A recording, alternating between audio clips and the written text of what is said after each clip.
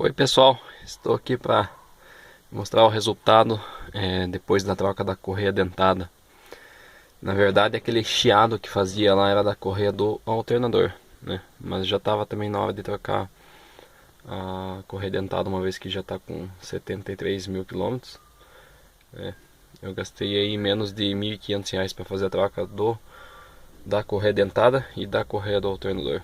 Eu vou ligar o carro e vocês vão notar a diferença é, do que estava antes, né? Vamos lá então. Eu vou dar partida aqui então.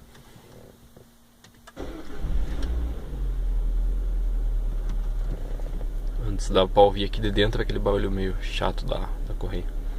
Vou mostrar pra vocês ali então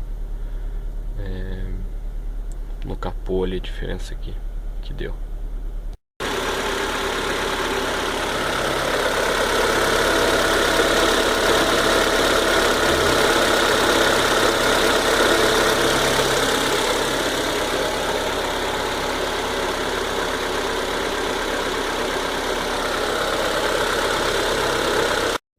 Como vocês puderam notar aí, o barulho sumiu, né?